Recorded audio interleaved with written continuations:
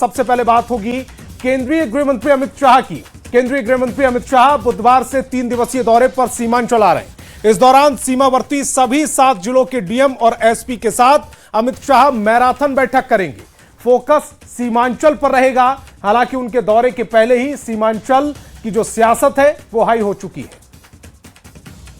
बार फिर से एनडीए सरकार बना दो, मैं आपको वादा कर कर जाता हूं, एक एक घुसपैठिए को चुन चुन कर बिहार के बाहर भेज।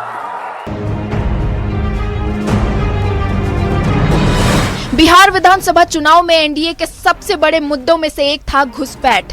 गृह मंत्री अमित शाह अपनी चुनावी सभाओं में बार बार दोहराते रहे हैं कि बिहार में एक एक घुसपैठिए को चुन चुन कर बाहर निकालेंगे। मैं आपको वादा कर कर जाता हूं, एक एक घुसपैठिए को चुन चुन कर बिहार के बाहर भेज। यही वजह है कि घुसपैठ पर पुख्ता प्लानिंग के साथ 3 दिवसीय मिशन सीमांचल पर बुधवार को बिहार आ रहे हैं गृह मंत्री अमित शाह। हालांकि अमित शाह इन 3 दिनों में सभी सीमावर्ती 7 जिलों के डीएम एसपी के साथ बैठक करेंगे, लेकिन अपनी प्लानिंग को केंद्रित रखेंगे सीमांचल के बॉर्डर क्षेत्र पर ही। 25 फरवरी को अमित शाह किशनगंज में रात्रि विश्राम करेंगे। 26 फरवरी को अररिया जाएंगे, जहां भारत नेपाल संबंधी मुद्दों पर सीमावर्ती जिलों के एसपी और डीएम के साथ समीक्षा बैठक करेंगे। 26 फरवरी को पूर्णिया में रात्रि विश्राम करेंगे, जबकि 27 फरवरी को अमित शाह पूर्णिया में ही बैठक करेंगे। इन जिलों में घुसपैठ की समस्या और डेमोग्राफिक बदलाव पर चर्चा के आधार पर समीक्षा रिपोर्ट के मुताबिक एक्शन प्लान तैयार होगा, जिसके बाद घुसपैठियों की पहचान कर एक एक कर उन्हें बाहर निकाला जाएगा।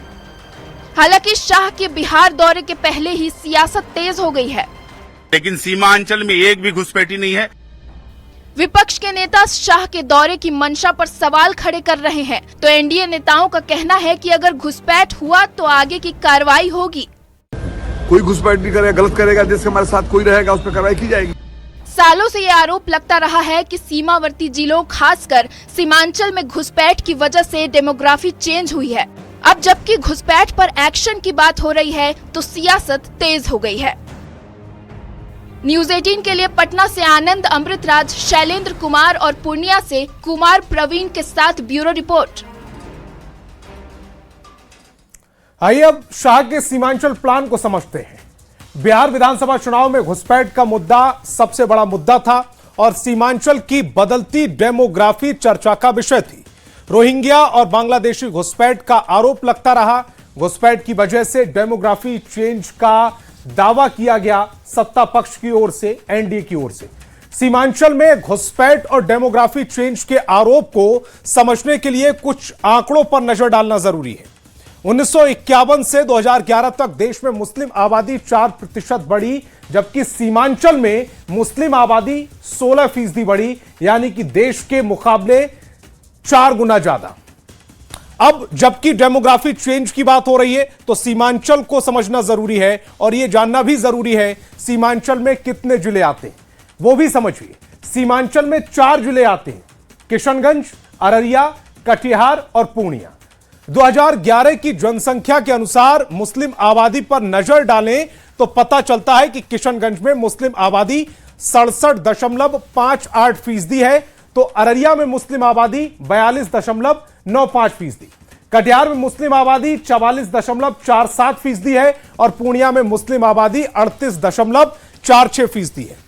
किशनगंज के हालात यह हैं कि वहां हिंदू अल्पसंख्यक हो चुके हैं।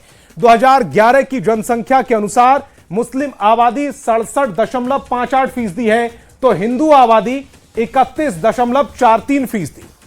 डेमोग्राफी चेंज की बात क्यों हो रही है, क्यों उठ रही है, इसको भी समझ लीजिए। पूर्णिया जिले में मुसलमान आबादी जो है वो 2011 में जहां 38% थी, जो अब बढ़कर 50% हो गई। किशनगंज की बात करें तो साल 2011 में किशनगंज में मुस्लिम आबादी 67.58% थी, जो अब बढ़कर 72% के करीब पहुंच चुकी है, 72% से ज्यादा पहुंच चुकी है। अररिया में साल 2011 में 42.95% मुस्लिम आबादी थी, जो अब 60 से 70% तक अनुमानित है। कटिहार की बात करें तो कटिहार में डेमोग्राफी चेंज की जो बात चल रही है उसके मुताबिक साल 2011 में कटिहार में 44.47% मुस्लिम आबादी थी, जो अब बढ़कर 60 से 70% तक अनुमानित मानी जा रही है। आरोप है कि घुसपैठिए बिहार के लोगों का हक छीन रहे हैं। कांग्रेस आरजेडी वोट बैंक के लिए घुसपैठियों को बचाती आई है या बचा रही है। अब शाह के सीमांचल प्लान को समझ लीजिए। दरअसल चुनाव के समय में एनडीए नेताओं ने वादा किया था कि बिहार के लोगों का हक छीनने नहीं देंगे। यह एनडीए का वादा था कि बिहार के लोगों का हक नहीं छीनने देंगे। डेमोग्राफिक मिशन के जरिए घुसपैठियों की पहचान करेंगे, पहचान के बाद घुसपैठियों को बाहर भी करेंगे। अब जबकि बिहार में सरकार बन चुकी है, ऐसे में वादा निभाना भी जरूरी है। तो 3 दिन के बिहार दौरे पर आ रहे हैं गृह मंत्री अमित शाह। 25 फरवरी से 27 फरवरी तक सीमांचल में रहेंगे अमित शाह, सीमांचल का दौरा करेंगे। सीमांचल में अमित शाह की जो बैठकें हैं वो कहां कहां होंगी, यह भी आपको समझना जरूरी है। पूर्णिया में बैठक होगी, किशनगंज में बैठक होगी और अररिया में अमित शाह बैठक करेंगे। बैठक किसके साथ होगी और किस प्लान के तहत, ब्लूप्रिंट के तहत यह बैठक होगी, इसे भी समझिए। अधिकारियों के साथ समीक्षा बैठक होगी। चर्चा के आधार पर एक्शन प्लान बनेगा। घुसपैठियों की पहचान की जाएगी, पहचान कर घुसपैठियों को बाहर निकाला जाएगा। तो बिहार के डिप्टी सीएम और गृह मंत्री सम्राट चौधरी की खबर का रुख करेंगे। बिहार के डिप्टी सीएम हैं और गृह मंत्री भी हैं सम्राट चौधरी। सोमवार को सदन में उन्होंने कहा कि उनके पास एक एक आदमी का रिकॉर्ड है और वे किसी को नहीं छोड़ेंगे। उनके इस बयान के बाद बिहार की सियासत गर्मा गई है। बोलिए तो हम दिखा दें, मेरे पास उसका भी फाइल रखा हुआ है। कहिए तो फाइल भी निकाल दें क्या आपका। मंगलवार को बिहार विधान परिषद में यही सीधी टिप्पणी की थी बिहार के गृह मंत्री सम्राट चौधरी ने। आप बोलिएगा तो आपका भी रिकॉर्ड बोलिए तो हम दिखा दें, मेरे पास उसका भी फाइल रखा। सम्राट चौधरी ने ये सब कुछ सीधे तौर पर विपक्षी सदस्यों को संबोधित करते हुए कहा था और अब इस बयान ने बिहार की राजनीति को गरमा दिया है। तो हम ये कहते हैं कि आपको अगर हिम्मत है तो सारे विपक्ष के लोगों का हक फाइल खोलिए और आपको जो कार्रवाई करना करे, हम सामना कर रहे हैं। विपक्ष के नेताओं ने कहा कि सम्राट चौधरी धमकी दे रहे हैं और विपक्ष को डराने की कोशिश कर रहे हैं। अगर करप्शन है तो उसको मिटाइए, ये धमकाने वाला मामला नहीं होना चाहिए। अगर है, जबकि एनडीए नेताओं ने इसे अपराधियों के खिलाफ कार्रवाई वाला बयान बताया है। यह कहना कि विपक्ष को धमकाया जा रहा है, यह तो कहीं से भी लोग एक्सेप्ट नहीं करेगा। सम्राट चौधरी की इस तल्ख बयानबाजी ने सत्ता पक्ष और विपक्ष के बीच टकराव को और तेज कर दिया है। राजनीति के जानकार मानते हैं कि विधानसभा और विधान परिषद के सत्र के दौरान इस तरह की तल्ख बयानबाजी आने वाले दिनों में सत्ता और विपक्ष के बीच टकराव को और भी तेज कर सकती है। न्यूज 18 के लिए पटना से रवि एस नारायण के साथ ब्यूरो रिपोर्ट। तो सम्राट चौधरी के बयान पर सियासत गरमा गई है और सियासत गरमाने की वजह क्या है वो आपको समझना चाहिए। सदन में सम्राट चौधरी ने कहा था, मेरे पास सबका रिकॉर्ड है, किसी को नहीं छोड़ूंगा, सबका इलाज होगा, सबका इलाज करूंगा। सीएम नीतीश ने मुझे इसी काम के लिए रखा है। सम्राट चौधरी के बयान पर सियासत गरमा गई है। आरजेडी कांग्रेस ने बयान पर ऐतराज जताया। विपक्ष का डिप्टी सीएम पर धमकी का आरोप है, धमकी देने का आरोप है। विपक्ष धमकी से डरने वाला नहीं है। विपक्ष खासकर आरजेडी और कांग्रेस ये कह रहे हैं कि धमकी से वो डरने वाले नहीं है। भ्रष्टाचार पर कार्रवाई को धमकी नहीं कह सकते, ये एनडीए की ओर से दलील दी जा रही है। सम्राट चौधरी की फाइल और इलाज वाली टिप्पणी पर अब कई सवाल भी खड़े हो रहे हैं। मसलन सरकार के पास सबका रिकॉर्ड है तो इलाज कब शुरू होगा? भ्रष्टाचार पर प्रहार या केवल डरा रही है सरकार? जब फाइल तैयार है तो अब किसका इंतजार है? सवाल यह भी पूछा जा रहा है कि सरकार के पास अपराधियों के रिकॉर्ड है तो कार्रवाई कब होगी? अब संवेदना केस की बात करेंगे। संवेदना केस की सीबीआई ने जांच तेज कर दी है। सीबीआई ने आज पटना पुलिस के बड़े अधिकारियों को तलब किया। सीबीआई दफ्तर में अलग अलग कमरों में इनसे सीबीआई ने अलग अलग जवाब पूछे। बड़ा सवाल है कि संवेदना की मौत का सच आखिरकार कब आएगा? नीट छात्रा संवेदना की मौत की सीबीआई जांच तेज हो गई है। सीबीआई की टीम ने जांच के लिए बनी एसआईटी के 3 अहम पुलिस पदाधिकारी को तलब कर लिया। सीबीआई ने कदम कुआं एसएचओ से सवाल जवाब किए। सचिवालय एसटीपीओ 1 डॉक्टर अनु कुमारी और रामकृष्ण नगर थाना के एसएचओ से भी पूछताछ हुई। ये सभी पुलिस पदाधिकारी एसआईटी में थे और पूरे मामले की जांच कर रहे थे। सीबीआई दफ्तर में संवेदना केस को लेकर इन लोगों से अलग अलग कमरे में पूछताछ की गई। नीट छात्रा मामले में सीबीआई ने अपनी जांच तेज कर दी है। लगातार सीबीआई के द्वारा एसआईटी में जांच में जो अधिकारी शामिल थे उन तमाम अधिकारियों को बुलाया जा रहा है, उनसे पूछताछ की जा रही है। पटना में रहकर नीट की तैयारी करने वाली जहानाबाद की छात्रा संवेदना के मौत के केस को सीबीआई ने 12 फरवरी को अपने हाथ में लिया और एफआईआर दर्ज कर जांच की शुरुआत कर दी। सीबीआई की टीम ने एसआईटी के अधिकारियों से पूछताछ की, थाने की एसआई से पूछताछ हुई, छात्रा के हॉस्टल में जाकर छानबीन हुई, छात्रा के परिवार वालों से भी पूछताछ की जा चुकी है। सीबीआई को इस केस को लेकर 12 दिन बीत चुके हैं।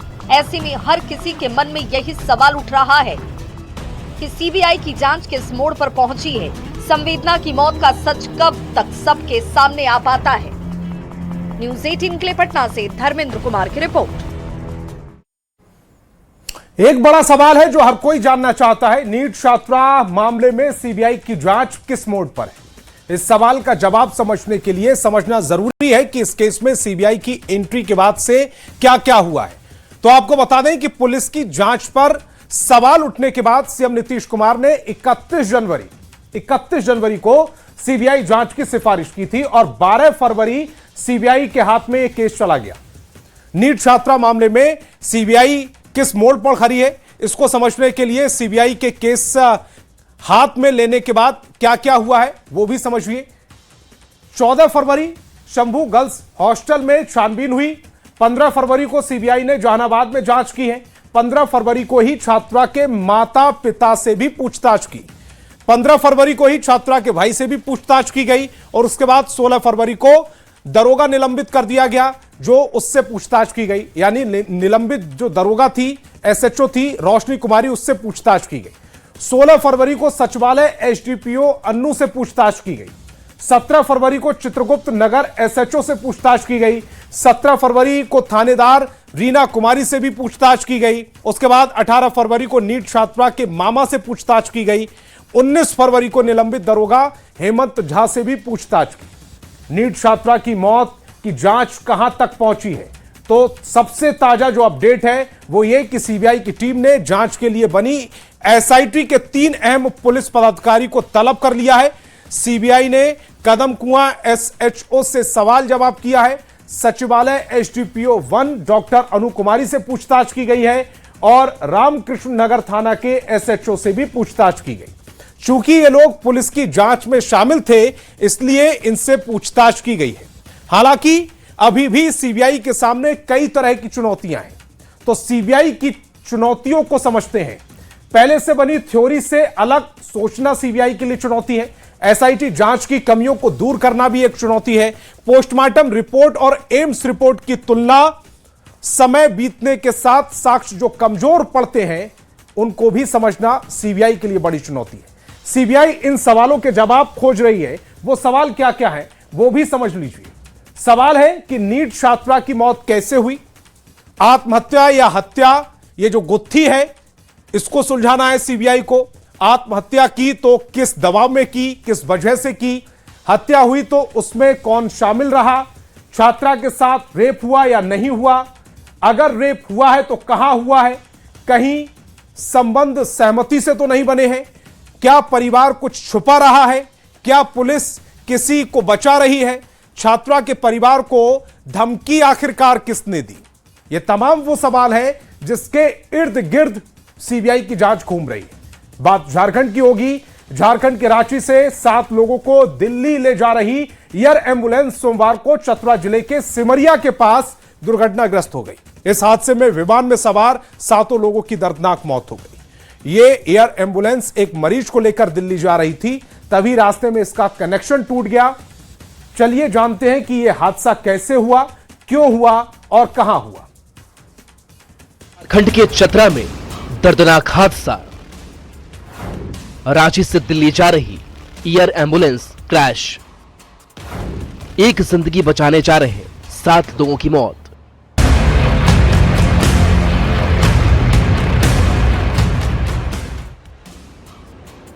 झारखंड के रांची से पेशेंट को लेकर दिल्ली जा रहा एयर एम्बुलेंस चतरा में क्रैश हो गया। इस दर्दनाक हादसे में एयर एम्बुलेंस में सवार सभी 7 लोगों की मौत हो गई। जानकारी के मुताबिक एयर एम्बुलेंस सोमवार की शाम 7:11 पर रांची हवाई अड्डे से उड़ान भरी थी।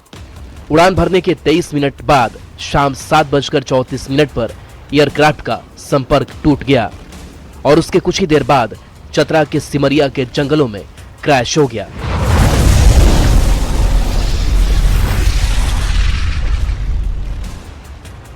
एयर एम्बुलेंस हादसे में कुल 7 लोगों की मौत हो गई, जिनमें 2 कैप्टन भी शामिल थे। जिन लोगों की हादसे में मौत हुई उनमें कैप्टन विवेक विकास भगत, कैप्टन सौराजदीप सिंह, डॉक्टर विकास कुमार गुप्ता, एक पैरामेडिक स्टाफ सचिन कुमार मिश्रा, मरीज संजय कुमार, अटेंडेंट अर्चना देवी और ध्रुव कुमार शामिल थे। चतरा का ये कसियातू गांव के पास मौजूद जंगल है, जहां पर ये भीषण जो विमान हादसा है वो हुआ है। ये रेडबर्ड एयरवेज का जो एयर एम्बुलेंस है वो दिल्ली जा रहा था। चतरा के डिप्टी कमिश्नर कृतिश्री ने सभी लोगों की मौत की पुष्टि कर दी। साथ ही कहा है कि सभी लोगों के शव को भी निकाल लिया गया है। बट अनफॉर्चुनेटली डॉक्टर्स का टीम इन्होंने फाउंड डेड डिक्लेयर किया, तो हम लोगों ने उनका बॉडीज को निकाल करके पोस्टमार्टम के लिए और फर्दर इन्वेस्टिगेशन के लिए भेजे हैं। हादसे में मरने वाले डॉक्टर विकास गुप्ता के पिता ने बताया कि एयर एम्बुलेंस के उड़ान भरने से पहले उनकी बेटे से बात हुई थी। पिता का रो रो कर बुरा हाल है। हमसे बोले कि जा रहे हैं दिल्ली मरीज लेके 7:11 में लैंड करना है। इसके बाद से हमको 9 बजे पता चला डॉक्टर लोग से, सदर अस्पताल के डॉक्टर से कि आपका बेटा नहीं रहा है, स्केच कर गया एरोप्लेन। सर डिमांड से अनाउंस हो गया सर, मैं क्या तुम्हारी बेच के बाहर। हादसा क्यों हुआ, इसकी सटीक जानकारी जांच के बाद ही सामने आएगी। हादसा क्यों हुआ, फिलहाल इसका पता नहीं चल पाया है। एएआईबी की टीम इस हादसे की जांच में जुट गई है। जांच के बाद ही हादसे के असली वजह का खुलासा हो पाएगा। न्यूज़ 18 के लिए चतरा से ओम प्रकाश और सुशांत सोनी के साथ ब्यूरो रिपोर्ट। और चतरा एयर एम्बुलेंस क्रैश की जो पूरी घटना है इसको समझ लीजिए। रांची से दिल्ली जा रही एयर एम्बुलेंस क्रैश हुई है। एक जिंदगी बचाने जा रहे थे 7 लोग और 7 की मौत हो गई। टेक ऑफ के 20 मिनट बाद यह हादसा हुआ है। चतरा के जंगल में क्रैश हुआ विमान। हाल के दिनों में प्लेन क्रैश की कई मामले सामने आ चुके हैं, जो चिंता की बात है। केंद्रीय कैबिनेट के एक फैसले का भी बात करेंगे। केंद्रीय कैबिनेट ने ऐतिहासिक फैसला लिया है। कैबिनेट ने केरल राज्य का नाम बदलकर केरलम करने का प्रस्ताव को मंजूरी दे दी है। यह प्रस्ताव केरल विधानसभा ने जून 2024 में सर्वसम्मति से पारित किया था। अब केंद्रीय कैबिनेट ने भी इसको मंजूरी दे दी है। प्रधानमंत्री नरेंद्र मोदी के नेतृत्व में हुई कैबिनेट मीटिंग में 8 प्रस्तावों को मंजूरी मिली। इसमें रेलवे लाइन के दोहरी से लेकर कई अहम प्रस्ताव शामिल हैं। कैबिनेट मीटिंग में बिहार और झारखंड को भी सौगात दी गई है। पुनरख से किऊल 3री और 4थी लाइन को मंजूरी दी गई है। झारखंड के गमरिया से चांदिल 3री और 4थी लाइन को परियोजना को भी मंजूरी दे दी गई।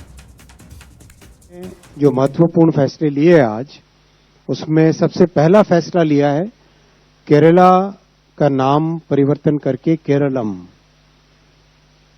दूसरा, गोंदिया से जबलपुर रेलवे लाइन को डबल करने का।